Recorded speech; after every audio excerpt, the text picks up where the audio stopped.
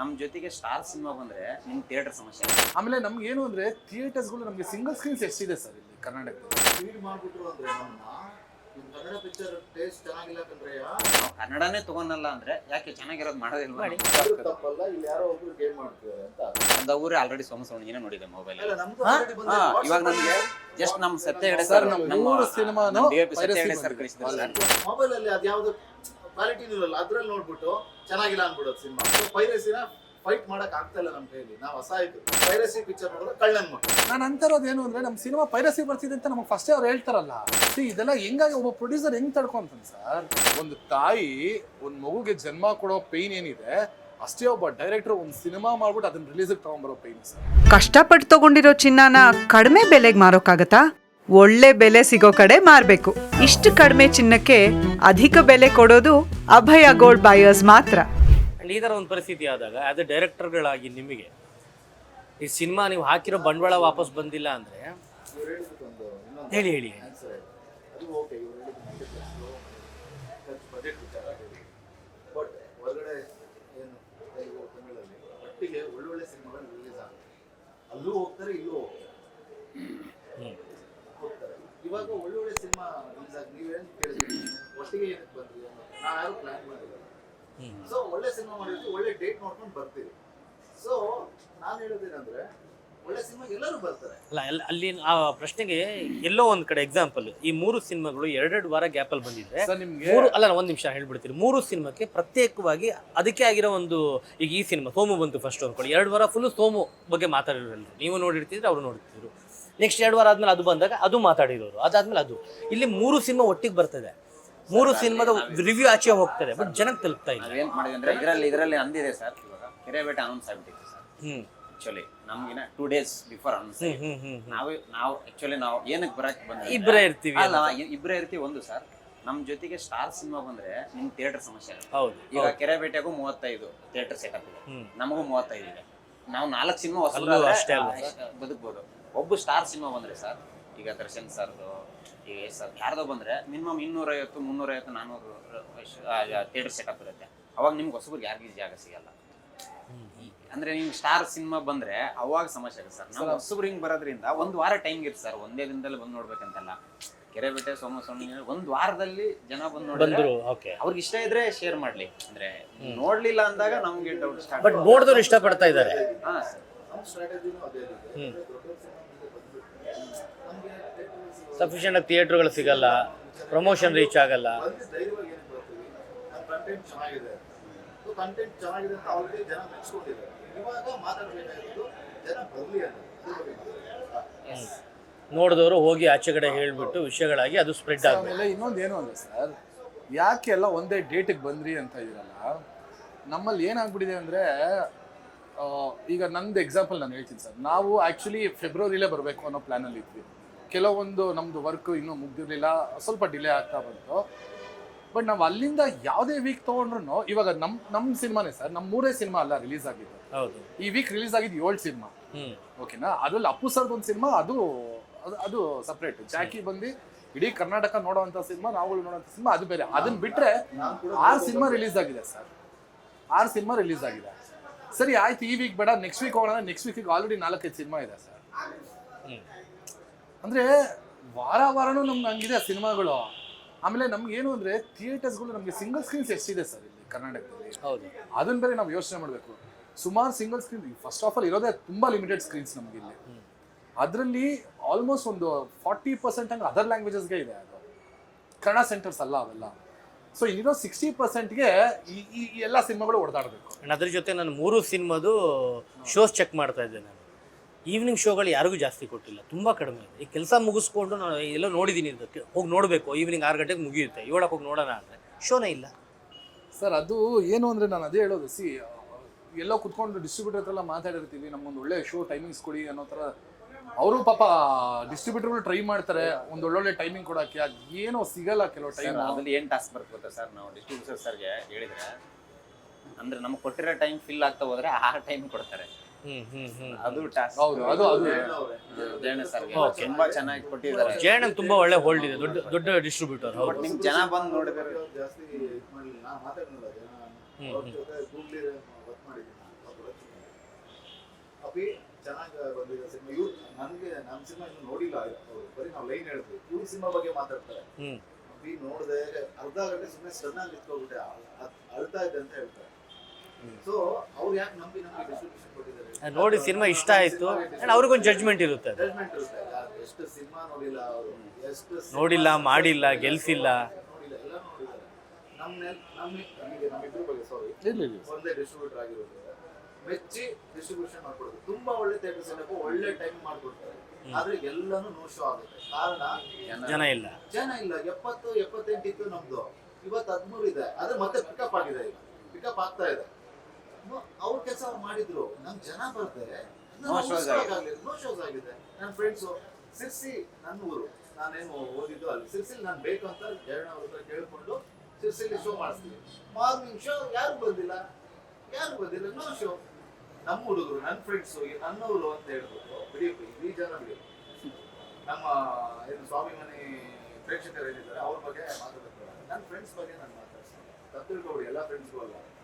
ಸಿರ್ಸಿಲಿ morning show first day, ಒಬ್ರು ಬಂದಿಲ್ಲ, no show. ಏನ್ ಹೇಳೋಣ ಇದಕ್ಕೆ ಅಂದ್ರೆ? ನನ್ನ ಫ್ರೆಂಡ್ಸ್ಗೂ ತಪ್ಪಲ್ಲ, ಅವ್ರಿಗೆ ಕಾನ್ಫಿಡೆನ್ಸ್ ಒಬ್ಬ ಡೈರೆಕ್ಟರ್ ಆಗ್ತಾನೆ, ಏನೋ ಮಾಡ್ತಾನೆ ಅಂತ. ಬಟ್ ನಮ್ಮ ಕನ್ನಡ ಪಿಕ್ಚರ್ಗಳೇನು ಬಂದಿದೆಯಲ್ಲ, ಅದನ್ನ ನೋಡಿ ಒಂದು ಅದೇ ಗೋಳುಗಳು ಹಂಗೆ ಇರುತ್ತೆ ಅಂತ ಅನ್ಕೊಂಡಿದ್ದೀನಿ. ಬಟ್ ಎಲ್ಲರೂ ಫೋನ್ ಮಾಡಿ ರಿವ್ಯೂ ಚೆಕ್ ಮಾಡಿ, ನಾನು FB-ಲಿ ರಾಜ್ಗುರು ಬಿ ತಗೊಂಬ ಎಷ್ಟು ಜನ ಹೊಗಳ್ಬಿಟ್ಟು ಮೆಸೇಜ್ ಮಾಡ್ತಾ ಇದ್ದಾರೆ ಅಂದ್ರೆ, ಹೊಗಳಿಕೆನ ಹೇಳ್ಕೋಬೇಕು. ಯಾಕಂದ್ರೆ ಯಾರು ಇಲ್ಲಾಂದ್ರೂ ಯಾರು ನೀವಂತೂ ಹೇಳಲ್ಲ, ನಾವೇ ಹೇಳ್ಕೋಬೇಕಲ್ಲ. ಸೊ ತುಂಬಾ ಚೆನ್ನಾಗಿ ಬರ್ತಾ ಇದೆ. ಸೊ ಇವ್ರದ್ದು ಅಷ್ಟೇ ತುಂಬಾ ಚೆನ್ನಾಗಿ. ಜಯಣ್ಣ ಹಂಗೆ ನೀವಂತೂ ಹೇಳಲ್ಲ ಅಂತ ಯಾರಿಗೆ ಹೇಳಿದ್ದು? ನಮ್ಗ ನೋಡಿರೋದಕ್ಕೆ ಬಂದು ಕೂರ್ಸ್ಕೊಂಡಿರೋದು ಇಲ್ಲಿ, ಸಿನಿಮಾ ನೋಡಿರೋದಕ್ಕೆ ಕೂರ್ಸ್ಕೊಂಡಿರೋದು ಇಲ್ಲಿ. ಕೆಲವೊಬ್ರು ನಮ್ಮ ಕನ್ನಡ ಪಿಕ್ಚರ್ ಅಂದ್ರೆ ನಾವು ಹಿಂಗ್ ಮಾಡ್ತೀವಿ, ಚೆನ್ನಾಗ್ ಮಾಡಲ್ಲ ಅಂತ ನಮ್ಮ ನಿರ್ದೇಶಕರ ಮೇಲೆ ನಂಬಿಕೆ ಇಲ್ಲದೆ ಇರುವಂತ ಕನ್ನಡಿಗರಿಗೆ ಹೇಳ್ತಾರೆ ಅಷ್ಟೇ. ಇವತ್ತು ನಾನು ಫೇಸ್ಬುಕ್ ಅಲ್ಲಿ ಹಾಕಿದ್ದೀನಿ, ಏನು ಸದಭಿರುಚಿಯ ಪ್ರೇಕ್ಷಕ ಅಂತ. ಒಬ್ಬ ಎಷ್ಟು ಚೆನ್ನಾಗಿ ಬರ್ತಿದ್ದಾರೆ ಅಂದ್ರೆ, ಸ್ವರ್ಗದವರು ಯಾರೋ ಮುಸ್ಲಿಂ ಅವ್ರ ಹೆಸರು ಮತ್ತೆ ನಾನು ಇಶ್ಫಾಕ್ ಅಂತ ಏನೋ ಇರ್ಬೋದು, ಎಷ್ಟು ಚೆನ್ನಾಗಿ ಬರೆದು ಹಾಕಿದ್ದಾರೆ. ಅಂತ ಅವ್ರಿಗೇನು ಸದಭಿರುಚಿಯ ಪ್ರೇಕ್ಷಕನ ಏನು ರಿವ್ಯೂ ಅಂತ ಏನೋ ಹಾಕಿದ್ದೀನಿ, ಶೇರ್ ಮಾಡಿದ್ದೀನಿ. ಅದನ್ನ ನೀವು ಅಷ್ಟೇ, ನಾನು ಹೇಳೋದು ಯಾರು ನಿಮ್ಮ ಸಿನಿಮಾ ಬಗ್ಗೆ ಬರೆದಿದ್ರು ಶೇರ್ ಮಾಡ್ಕೊಳ್ಳಿ ನಿಮ್ಮ ವಾಲಲ್ಲಿ. ಬಟ್ ಅದು ಸರಿ. ಆಮೇಲೆ ಸಿನಿಮಾದ ಹಿಂದೆ ಇನ್ನೊಂದಿದೆ ಸರ್, OTT. OTTನೂ ಬಂದು ನಮಗೆ ಏನು ಅಂದರೆ ಮೇಜರ್ ಡ್ಯಾಮೇಜ್ ಆಗಿದೆ. ಅಂದರೆ ತುಂಬ ಜನ ಅದ್ರ ಮೇಲೆ ಇವಾಗ ನಮಗೆ ಪ್ರೀ ಕೊರೋನಾ ಪೋಸ್ಟ್ ಕೊರೋನಾ ಅಂತ ತಗೊಂಡ್ರೆ, ನಾವು ಪ್ರೀ ಕೊರೋನಾಗಿಂತ ಮುಂಚೆ ಜನ ಥಿಯೇಟರ್ಗೆ ಬರ್ತಿದ್ರು. ಕೊರೋನಾ ಟೈಮಲ್ಲಿ ಏನಾಗೋಯ್ತು, ಜನ OTT ಸಿನಿಮಾಗಳು ನೋಡ್ತಾ ಸೊ ಪೋಸ್ಟ್ ಕೊರೋನಾ OTT ಬರುತ್ತೆ ಸಿನಿಮಾ, ಯಾವುದೋ ಒಂದ್ರಲ್ಲಿ ಬರುತ್ತೆ ಅನ್ನೋ ಥರ ಫ್ರೀ ಇದ್ದಾಗ ಆಪ್ಷನ್ ಅವರಿಗೆ ಎಲ್ಲ ಲ್ಯಾಂಗ್ವೇಜ್ ಫೀಡ್ ಮಾಡ್ಬಿಟ್ಟಿದೀವಿ ಅಂದ್ರೆ, ಅಲ್ಲ ಈಗ 15 ನಿಮಿಷಕ್ಕೇನೆ 15 ದಿನಕ್ಕೇನೆ ಬರುತ್ತೆ ಅನ್ನೋದು ಕನ್ಫರ್ಮ್ ಮಾಡ್ಬಿಟ್ಟಿದೀವಿ ಆಡಿಯನ್ಸ್ಗೆ. ಮೊದ್ಲಂಗಿರ್ಲಿಲ್ಲ, ಸಿನಿಮಾ ರಿಲೀಸ್ ಆಗಿ 2 ತಿಂಗಳಾದ್ರೂ ಯಾವಾಗ ಬರುತ್ತೆ ರಾಜ್ಗುರು ಅವರೇ, ಹಂಗೆ ಒಂದು ವೇಳೆ ಈಗ ನಿಮ್ಮೂರು ಜನ ಸಿನಿಮಾ ಓಕೆ ಥಿಯೇಟ್ರಿಗೆ ಬಂದಿದೆ, ರಿವ್ಯೂ ಬಂದಿದೆ, ಇದು ನಾಳೆ ಒಂದೊಂದು ವಾರದಲ್ಲಿ OTT ಬಂದ್ರು ಒಳ್ಳೇದೇ. ಬಟ್ OTT ತಗೊಳ್ಳೋರು ಯಾರಿದ್ದಾರೆ ನಮ್ಮ ಸಿನಿಮಾಗಳನ್ನ? ಮೇಜರ್ ಅದು ತಾನೇ ಪ್ರಾಬ್ಲಮ್ ಇಲ್ಲಿ. ಕನ್ನಡ ಸಿನಿಮಾಗಳಿಗೆ OTTಗಳಿಲ್ಲ, ಕನ್ನಡ ಸಿನಿಮಾಗಳಿಗೆ OTT ಇಲ್ಲ. ರಿವ್ಯೂ ಚೆನ್ನಾಗಿದೆ, ಸಿನಿಮಾ ಚೆನ್ನಾಗಿದೆ. ಈಗ ಜಯಣ್ಣ ಅನ್ನೊಬ್ರು ಸೀನಿಯರ್ ಪ್ರೊಡ್ಯೂಸರ್ ನೋಡಿ ಮೆಚ್ಚಿ ಆ ಸಿನಿಮಾ ತೊಗೊಂಡು ರಿಲೀಸ್ ಮಾಡಿದ್ದಾರೆ ಅಂತ ಅಂದರೆ ಅವ್ರ ಜಡ್ಜ್ಮೆಂಟ್ ಕರೆಕ್ಟ್ ಆಗಿದೆ ಅಂತ ಅರ್ಥ. ಆ ಸಿನಿಮಾಗಳನ್ನ ತೊಗೊಬೋದಲ್ಲ OTT ಅವರು, ಬೇರೆ ಲ್ಯಾಂಗ್ವೇಜ್ ಕಂಪೇರ್ ಮಾಡಿದ್ರೆ. ಬರಲಿ 1 ತಿಂಗಳು ಬಿಟ್ಟಾದ್ರೂ ಬರಲಿ ಸಿನಿಮಾಗಳು. ಬಟ್ ಸರ್ ಇಲ್ಲಿ ನಾನು ಆಡಿಯನ್ಸ್ ಏನು 3 ಸಿನಿಮಾಗಳು 1 ತಿಂಗಳು ಬಿಟ್ಟು OTT ಬರಲಿ ಸರ್, ನೋಡ್ಲಿ, ಅಲ್ಲಾದ್ರೂ ಜನಕ್ಕೆ ತಲುಪಲಿ. ಎಲ್ಲಿಂದ ಆದ್ರೂ ಪ್ರೊಡ್ಯೂಸರ್ಗೆ ಹಾಕಿರೋ ದುಡ್ಡು ಬರಬೇಕು. ಥಿಯೇಟ್ರು, OTT, ಸ್ಯಾಟಲೈಟ್ ಅಲ್ವಾ? 2 ತಿಂಗಳು ಆದ್ಮೇಲೆ ಕಾಯು ಟಿವಿಲಿ ಯಾವಾಗ ಬರುತ್ತೆ ಥಿಯೇಟರ್ ಮಿಸ್ ಆಗುತ್ತೆ. ಹೌದು ಹೌದು. ಆ ಸಂಪ್ರದಾಯದ ಬಗ್ಗೆ ಹೇಳ್ತಾ ಇದ್ದೀನಿ, ಆ ಕಲ್ಚರ್ ಬಗ್ಗೆ. ಬಟ್ ಓಕೆ, ಈಗ ಫಾಸ್ಟ್ ತುಂಬಾ 5G, ಈಗ ಬೇಗ ಬರಲಿ, 1 ವಾರಕ್ಕಲ್ಲ 10 ದಿನಕ್ಕೆ ಬರಲಿ. ಬಟ್ ಪ್ರೊಡ್ಯೂಸರ್ ಬರುತ್ತೆ. ಥಿಯೇಟ್ರಲ್ಲಿ ಸಿನಿಮಾ ಚೆನ್ನಾಗಿಲ್ಲ ಅನ್ನೋ ಒಂದು ರಿವ್ಯೂ ಬಂದಾಗ ಓಕೆ, ಚೆನ್ನಾಗಿದೆ ಅಂತ ಬಂದಾಗ ಬಿಸ್ನೆಸ್ ಆಗಲಿ, ಅದು ಮುಂದಕ್ಕೆ ಬರಲಿ. ಯಾರಿದ್ದಾರೆ, ಯಾವ OTT ಇದೆ? ಮೊನ್ನೆ ಅದೆಲ್ಲ ನೋಡಿದೆ, ನೆಟ್ಫ್ಲಿಕ್ಸ್ ಬಗ್ಗೆ ಯಾರೊಬ್ರು ಮಾತಾಡ್ಬಿಟ್ಟು ಹಾಕಿದ್ರು, ಅದು 100% ಸತ್ಯ. ಅದು ನೆಟ್ಫ್ಲಿಕ್ಸ್ಗೆ ನಾವು ಬೇಡ ಆದ್ಮೇಲೆ ನಮಗೆ ನೆಟ್ಫ್ಲಿಕ್ಸ್ ಬೇಕು. ಫಸ್ಟ್ ಆಫ್ ಆಲ್ ನಿನಗೆ ಕನ್ನಡ ಸಿನಿಮಾಗಳು ಬೇಡವಾ? ನಂಗೆ ನೀನು ಬೇಡ ಅವರು, ನಾನು ಡಿಲೀಟ್ ಮಾಡಾಕಿದೆ, ಬೇಡ, ಅವಶ್ಯಕತೆ ಇಲ್ಲ ನನಗೆ. ನೀವು ಯಾಕಂದ್ರೆ ನಮ್ಮ ಒಂದು ಕನ್ನಡ ಸಿನಿಮಾನೂ ಹೊರತಲ್ಲ, ಕನ್ನಡ ಅನ್ನೋ ಕೆಟಗರಿನೇ ಇಲ್ಲ ಅಲ್ಲಿ, ಬೇರೆ ಎಲ್ಲದೂ ಇದೆ. ನಾವು ಮತ್ತೆ ಇನ್ನೊಂದು ಹಿಂಗೆ ಫೀಡ್ ಮಾಡ್ಬಿಟ್ರು ಅಂದ್ರೆ ನಮ್ಮನ್ನ, ನಿಮ್ಮ ಕನ್ನಡ ಪಿಕ್ಚರ್ ಟೇಸ್ಟ್ ಚೆನ್ನಾಗಿಲ್ಲ ಕಂಡ್ರಯ್ಯ, ಇಲ್ಲಿದೆ ನೋಡ್ರಯ್ಯ ಅಂತ ಟೇಸ್ಟ್ ತಿನ್ಸ್ಬಿಟ್ರು ಎಲ್ಲ ಈ ನೆಟ್ಫ್ಲಿಕ್ಸ್ ಆಡಿಯನ್ಸ್ಗಳಿಗೆ. ನಮ್ಮ ಆಡಿಯನ್ಸ್ ತಪ್ಪಲ್ಲ, ಇಲ್ಲಿ ಏನೋ ಒಂದು ಬೇರೆನೇ ಗೇಮ್ ನಡೀತಾ ಇದೆ. ಸೊ ನಾವು ತಿಳ್ಕೊಬೇಕು, ಏನ್ ಮಾಡ್ಬೇಕು, ಕನ್ನಡ ಪಿಕ್ಚರ್ಗೆ ಮಾನ್ಯತೆ ಕೊಡೋಂಗೆ ನಾವು ಅವ್ರಿಗೆ ಮೆಸೇಜ್ನ ತಲುಪಿಸ್ಬೇಕು. ನಿಮಗೆ ಅದು ಬರೀ ನಮ್ಮ ಆಡಿಯನ್ಸ್ಗೆಲ್ಲ, ಈಗ ಬೇರೆ ಈ ಪರಭಾಷೆ ಆಡಿಯನ್ಸ್ ಏನಿದ್ದಾರೆ ನೆಟ್ಫ್ಲಿಕ್ಸಲ್ಲಿ ಅವರು ಕೂಡ ಹಿಂಗಂತ ಇಲ್ಲಿ ಕನ್ನಡ ಅಂತ ಇಲ್ಲ ಅಂದರೆ ಬಿಡು ಚೆನ್ನಾಗಿ ಬರಲ್ಲ ಸಿನಿಮಾಗಳು, ಅದಕ್ಕೆ ಒಂದು ಕೆಟಗರಿನೇ ಹಾಕಿಲ್ಲ ಹೀಗೆ ತೊಗೊಂಡ್ಬಿಡ್ತಾರೆ, ಕನ್ಸಿಡರೇಷನ್ ಹಿಂಗೆ ಹೊರಟು. ಮೊನ್ನೆ ಅವ್ರು ನೆಟ್ಫ್ಲಿಕ್ಸ್ ಬಗ್ಗೆ ನಮ್ದು ಹೇಳಿ ಎಲ್ಲರೂ ನೀವು ಅನ್ಸಬ್ಸ್ಕ್ರೈಬ್ ಮಾಡಿದ್ವಲ್ವಾ, ಏನು ಕರೆಕ್ಟ್ ಅಂತೀನಿ ಅಂದರೆ ಕ್ವಾಲಿಟಿ ಇರೋದು ತೊಗೊಂತೀನಿ ಅಂದರೆ ಓಕೆ, ನಾವು ಕನ್ನಡ ಸಿನಿಮಾನೇ ತೊಗೊಳಲ್ಲ ಅನ್ನೋದು ಇದೆಯಲ್ಲ ನಮ್ಗೆಲ್ಲರಿಗೂ ಅನ್ಸಬ್ಸ್ಕ್ರೈಬ್ ಅಲ್ಲ, ಡಿಲೀಟ್ ಅನ್ಸಬ್ಸ್ಕ್ರೈಬ್ ಅಲ್ಲ, ಡಿಲೀಟ್. ಯಾಕಂದ್ರೆ ನೀವು ಅವಾಗ ನಾವು ಕ್ವಾಲಿಟಿ ಇರೋದು ಮಾಡಬೇಕು, ಅವ್ರ ಜೊತೆ ಕಾಂಪೀಟ್ ಮಾಡ್ಬೇಕು, ಆ ವಿಷಯ ಓಕೆ, ನಾವು ಕ್ವಾಲಿಟಿ ಇರೋದು ತೊಗೊಂತೀವಿ ಅಂತ. ನಾವು ಕನ್ನಡನೇ ತಗೊಳಲ್ಲ ಅಂದ್ರೆ ಯಾಕೆ ಚೆನ್ನಾಗಿರೋದು ಮಾಡೋದಿಲ್ವಾ? ಹಾಕ್ಬಿಟ್ಟು ಡಿಲೀಟ್ ನೆಟ್ಫ್ಲಿಕ್ಸ್ ಅಂತ ಎಲ್ಲ ಕನ್ನಡಿಗರು ಅದು ಮಾಡ್ಬೇಕು. ಒಂದು ಸಿನಿಮಾನೂ ಇಲ್ಲ ನಿಮಗೆ ಅದರಲ್ಲಿ, ನಿಮಗೆ ಸ್ಟಾರ್ಗಳ ಸಿನಿಮಾನೂ ಇಲ್ಲ, ಒಳ್ಳೊಳ್ಳೆ ಸಿನಿಮಾಗಳು ಇಲ್ಲ ನಿಮಗೆ. ಸರ್ ಕನ್ನಡದಲ್ಲಿ ಚೆನ್ನಾಗಿಲ್ದಿರೋ ಸಿನಿಮಾ ಬರ್ತಲ್ಲ ಅಂತ ಏನಿಲ್ಲ ಸರ್, ಪ್ರತಿಯೊಂದು ಇವಾಗ ನಮ್ದೇ ತಗೊಂಡ್ರೆ ಸರ್, ಈಗ ನಮ್ದೇ ತಗೊಂಡ್ರೆ ಈಗ ನಂದು ಬಂದು ಒಂದು ಲವ್ ಸ್ಟೋರಿ ಮೇಲೆ ನಾನು ಹೋಗಿದ್ದೀನಿ. ಈಗ ಸರ್ದು ಬಂದು ಲವ್ ಕಮ್ ಕಲ್ಟ್, ಅದು ಟೋಟಲ್ ಕಲ್ಟ್ ಆಗಿದೆ. ಹೌದು, ಉತ್ತರ ಕರ್ನಾಟಕ ಹೌದು ಇದೆ. ಸೊ 3 ಬೇರೆ ಬೇರೆ ಕ್ಯಾಟಗರಿ ಇರೋದೆ ಸಿನಿಮಾ. ಈಗ ಜನಕ್ಕೆ ಆಪ್ಷನ್ಸ್ ಇದೆ. ಈಗ ಅದನ್ನ ನೋಡ್ಬೇಕಾ ಇದನ್ನ ನೋಡ್ಬೇಕಾ ನನ್ ನೋಡ್ಬೇಕಾ ಅನ್ನೋ ಆಪ್ಷನ್ಸ್ ಇದೆ. ಇದೇ ತರ ವಾರನೂ ಆಪ್ಷನ್ಸ್ಗಳು ಬರ್ತಾ ಇದೆ. ಹೌದು. ಸೊ ನಾವ್ ಎಡುತ್ತಿರೋದು ಒಂದೇ ಸರ್, ಜನ ನಾವು ರೀಚ್ ಮಾಡೋದು ಎಲ್ಲಿ ಅನ್ನೋದು ಅರ್ಥ ಆಗದೆ ಇದಾಗ್ತದೆ. ಅಟ್ಲೀಸ್ಟ್ ನೀವು ಹೇಳ್ದಂಗೆ ನೋಡಿ, 3 ಸದಭಿರುಚಿ ಚಿತ್ರ, ಒಂದೊಂದು ಕೆಟಗರಿಗೆ ಇಷ್ಟ ಆಗುವಂಥ ಚಿತ್ರ. ಇದು ನಾಳೆ ಒಂದು OTT ಪ್ಲಾಟ್ಫಾರ್ಮ್ ಟಿವಿಲೋ ಬಂದಾಗ ಜನ ನೋಡ್ತಾರೆ, ಇಷ್ಟಪಡ್ತಾರೆ, ವಾ ಇಂಥ ಸಿನಿಮಾ ಮಿಸ್ ಮಾಡ್ಕೊಂಡೆ ಥಿಯೇಟ್ರಲ್ಲಿ ಅಂತಾರೆ. ಅದಕ್ಕೆ ಕಾರಣ ಇನ್ನೊಂದಿರ್ಬೋದು, ಅವಾಗ ನೀವುಗಳೇ ಹೇಳ್ದಂಗೆ ಕೆಟ್ಟ ಸಿನಿಮಾಗಳನ್ನ ಒಳ್ಳೇದು ಅಂತ ಬಿಂಬಿಸಿ ಪ್ರಮೋಟ್ ಮಾಡಿ ಅದರಿಂದ ಪ್ರೇಕ್ಷಕರೆಲ್ಲ ಹತಾಶ ಆಗಿ ನಾಳೆ ಅಯ್ಯೋ ನಾನು ಒಳ್ಳೆ ಸಿನಿಮಾ ಅಂತ ಗೊತ್ತಾಗಲಿ ಆಮೇಲೆ ಹೋಗ್ತೀನಿ ಅಂತ ಕಾಯ್ತಾ ಇರ್ಬೋದು ಸರ್. ಇದೆಲ್ಲದ್ರ ಜೊತೆಗೆ ಇನ್ನೊಂದಿದೆ ಸರ್, 3 days ಆಗಿದೆ ಇವರು ಮಾಡ್ಸಿರ್ತಾರೆ ಬ್ರದರ್. ಆಂಟಿ ಪೈರಸಿ ಮಾಡ್ಸಿಲ್ಲ ಅಂದ್ರೆ ನಮ್ಮ ಹೊಸ ಸೆಟ್ಗೆ ಫೋನ್ ಬಂತು ನಿನ್ನೆ, ನಮ್ಮ ಗಜೇಂದ್ರ ಗಡ ಹತ್ರ ಒಂದು ಸುಳಿ ಬಾಯ್ ಅಂತಿದೆ, ಅರ್ಧ ಊರೇ ಆಲ್ರೆಡಿ ಸೋಮಸವಣಿಗೆ ನೋಡಿದೆ ಮೊಬೈಲ್. ಇವಾಗ ನಮ್ಗೆ ಜಸ್ಟ್ ನಮ್ಮ ಸತ್ಯ ಹೆಗಡೆ ಸರ್, ನಮ್ಮ ಸಿನಿಮಾನು ಸತ್ಯ ಹೆಗಡೆ ಸರ್ ಕಳಿಸಿದ್ರು ಸರ್. ನಮ್ಮ 3 ಸಿನಿಮಾಗಳು ನನಗೆ ಕಳಿಸಿದ್ದಾರೆ ಬ್ರದರ್, ನಿಮ್ ಸಿನಿಮಾ ಬಂದಿದೆ ಅಂತ ಡಿಲೀಟ್ ಮಾಡಿಸಿ ಅಂತ. ಅಲ್ಲ ಮತ್ತೆ ಅದಕ್ಕೆ ಆಂಟಿ ಗೌರಿ ಅವ್ರಿಗೆ ಹೇಳಿದೆ, ನಮ್ಮ ಪ್ರೊಡ್ಯೂಸರ್ಗೆ. ಪಾಪ ತುಂಬಾ ಬೇಜಾರಾಗ್ಬಿಟ್ರು. ದುಡ್ಡು ಹಾಕ್ತವ್ರಿ, ಏನ್ ಬ್ರದರ್ ನನ್ನ ಪಿಕ್ಚರ್ ನಾನು ಥಿಯೇಟರ್ ಅಲ್ಲಿ ನೋಡ್ಬೇಕಂತ ಸರ್. ಫುಲ್ HD ನೇ ಸಿಗುತ್ತೆ ನಿಮಗೆ, ಫುಲ್ HD ನೇ ಸಿಗುತ್ತೆ. ನಾವ್ ಏನಕ್ಕೆ ಸೌಂಡ್ ಡಿಸೈನ್ ಹಂಗ್ ಮಾಡಿರ್ತೀವಿ, ಒಂದು ಬೆಳ್ಳಿ ಪರದೆ ಅಂದ್ರೆ ಅದಕ್ಕೊಂದು ಮಜಾ ಇರುತ್ತೆ. ಎಲ್ಲರೂ ಹೇಳ್ತಾರೆ ನಮ್ಮ ರೀ ರೆಕಾರ್ಡಿಂಗ್ ವಿಚಾರದ ಬಗ್ಗೆ. ನಾನು ನಿಮ್ ಪಿಕ್ಚರ್ ಬಗ್ಗೆ ನಾನು ಇನ್ನೂ ನೋಡಿಲ್ಲ, ನೋಡ್ತೀನಿ, ನಾಳೆ ನೋಡ್ತೀನಿ. ಬೈಕೋಬೇಡಿ ಆಮೇಲೆ, ಯಾಕಂದ್ರೆ ನಾವು ಪ್ರಮೋಷನ್ ಇದ್ರಲ್ಲಿ ಬಿಸಿ ಇದ್ವಿ. 3 ಜನ ಹಂಗೆ ಹೋಗ್ಬಿಟ್ಟಿದ್ದೀರಾ, ಅದಕ್ಕೆ ಹೇಳಿದ್ರು ಒಟ್ಟಿಗೆ ರಿಲೀಸ್ ಆಗಿದೆ, ಒಂದೇ ಪರಿಸ್ಥಿತಿಯಲ್ಲಿ ಇದ್ದೀರಾ. ರಾಜನ್ ಸರ್ ಬಗ್ಗೆ, ಮ್ಯೂಸಿಕ್ ಡೈರೆಕ್ಟರ್ ಗಗನ್ ಸರ್ ಬಗ್ಗೆ, ಆಮೇಲೆ ಕ್ಯಾಮ್ರಾ ನೋಡಿ, ಕ್ಯಾಮ್ರಾಮನ್ ಅಷ್ಟು ಕಷ್ಟಪಟ್ಟು ಬೆಳ್ಳಿ ಪರದೆ ಮಾಡಿರ್ತಾರೆ. ಮೊಬೈಲ್ ಅಲ್ಲಿ ಅದ್ಯಾವ್ದು ಕ್ವಾಲಿಟಿನೂ ಇರಲ್ಲ, ಅದ್ರಲ್ಲಿ ನೋಡ್ಬಿಟ್ಟು ಚೆನ್ನಾಗಿಲ್ಲ ಅನ್ಬಿಡೋದು ಸಿನಿಮಾ. ಕೀರ್ತನ್ ಪೂಜಾರಿ ಅಂತ ಸಖತ್ ಮಾಡಿದ್ದಾರೆ. ಎಲ್ಲ ನನ್ನ ಟೆಕ್ನಿಷಿಯನ್ಸ್ ಬಗ್ಗೆ ಮಾತಾಡ್ತಾರೆ, ಆರ್ಟಿಸ್ಟ್ಗಳ ಬಗ್ಗೆ ಮಾತಾಡ್ತಾರೆ. ಯಾಕೆ ಮಾತಾಡ್ತಿದ್ರೆ ಥಿಯೇಟರ್ ಒಳಗೆ ಬಂದು ಮಾತಾಡ್ತಿರೋದು.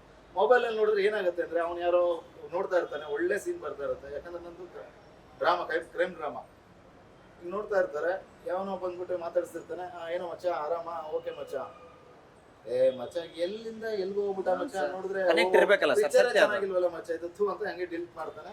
ಆ ಮಚ್ಚ ಹೋಗೋಣ ಬಾ ಮಚ್ಚ ಎಣ್ಣೆ ಹೊಡಿಯತ್ತೆ ಅಂತ ಹೋಗ್ಬಿಟ್ಟು ಇದು ಹಿಂಗಾಗ್ತಾ ಇದೆ. ಸೊ ಪೈರಸಿನ ಫೈಟ್ ಮಾಡಕ್ ಆಗ್ತಾ ಇಲ್ಲ ನಮ್ಮ ಕೈಯಲ್ಲಿ, ನಾವು ಅಸಹಾಯಕರು, ಆಗಲ್ಲ ನಮ್ಮ ಕೈಯಲ್ಲಿ. ಟೆಕ್ನಾಲಜಿ ಬೆಳೆದು ಬಿಟ್ಟಿದೆ. ಸಿನಿಮಾ ನಾವು ಮಾಡೋದು ಥಿಯೇಟ್ರಿಗೋಸ್ಕರ ಸರ್. ನಾವು ಸಿನಿಮಾದಲ್ಲಿ ಏನು ಅಂದ್ರೆ, every film is A 2D film. ಆ ಸಿನಿಮಾ ನಿಮ್ ಜೊತೆಗೆ ಮಾತಾಡ್ತಾರಂತ, ಆಡಿಯನ್ಸ್ ಜೊತೆ ಮಾತಾಡುತ್ತೆ. ಅದನ್ನ ನೀವು ಎಕ್ಸ್ಪೀರಿಯನ್ಸ್ ಮಾಡ್ಕೊಳಕ್ಕಾಗೋದು ಥಿಯೇಟರ್ ಕೂತಾಗ್ಲೆ. ಆ ಥಿಯೇಟರ್ ಆಂಬಿಯನ್ಸು, ಆ ಸೌಂಡ್ ಸೆಟಪ್, ಆ ವಿಜುವಲ್ಸ್ ಏನಿದೆ ನಿಮಗೆ, that is larger than life.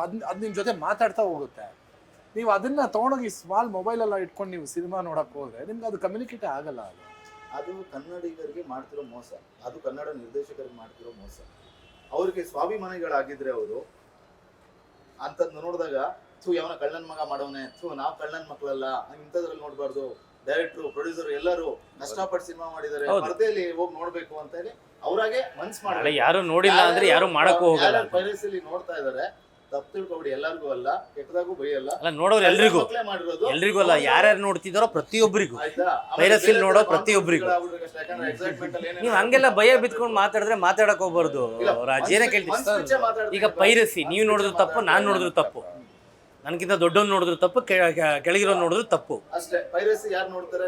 ನಮ್ಮೂರ್ ಜನದಲ್ಲ, ಯಾವುದೇ ಕನ್ನಡ ಆಗ್ಲಿ, ತಮಿಳ್ ಆಗ್ಲಿ, ತೆಲುಗಾಗ್ಲಿ ಸಿನಿಮಾಗಳನ್ನ ಪೈರಸಿ ನೋಡ್ಬಾರ್ದು. ಹೌದು, ಪೈರಸಿ ಪಿಕ್ಚರ್ ನೋಡಿದ್ರೆ ಕಳ್ಳನ್ ಮಕ್ಕಳು. ಹೌದು. ಸರ್ ಆಮೇಲೆ ಇನ್ನೊಂದು ಏನಾಗ್ಬಿಟ್ಟಿದೆ ಅಂದ್ರೆ ನನಗೆ ಗೊತ್ತಿಲ್ಲ ನಿಮ್ಗೆಲ್ಲ ಕಾಲ್ ಬಂತ ಅಂತ ಸರ್. ನನಗೆ ನನ್ನ ಆಂಟಿ ಪೈರಸಿಯಿಂದ ಕಾಲ್ ಬಂದಿತ್ತು ನನಗೆ ರಿಲೀಸ್ ಮುಂಚೆ. ಯಾರೊಬ್ರು ಫೋನ್ ಮಾಡಿದ್ರು, ಸರ್ ಹಿಂಗೆ ಆಂಟಿ ಪೈರಸಿ ತಗೊಳ್ಳಿ ನೀವು ಪ್ಯಾಕೇಜು, ನಿಮ್ಮ ಸಿನಿಮಾ ಎಲ್ಲೇ ಬಂದರೂ ನಾವು ಡಿಲೀಟ್ ಮಾಡಿಸ್ತೀವಿ, ಈ ಥರ ಟೊರೆಂಟ್ಸಲ್ಲಿ ಆಗಿರಲಿ, ತಮಿಳ್ ರಾಕರ್ಸ್, ಈ ಥರ ಸಾವಿರ ಇನ್ನೂ ಬೇಜಾನಿದೆ ಆ ಥರ ವೆಬ್ಸೈಟ್, ಅಲ್ಲಿ ಎಲ್ಲೇ ಬಂದರೂ ನಾವು ಡಿಲೀಟ್ ಮಾಡ್ತಾ ಹೋಗ್ತೀವಿ. ನನಗೆ ಬಂದಿದ್ದು ಫಸ್ಟ್ ಡೌಟ್ ಏನು ಅಂದರೆ ಪೈರಸಿ ಮಾಡ್ತಾ ಇರೋದು ಯಾರು ಅಂತಲೇ ಗೊತ್ತಾಗ್ತಾಯಿಲ್ಲ ನಮ್ಗೆ ಇಷ್ಟು ವರ್ಷದಿಂದ.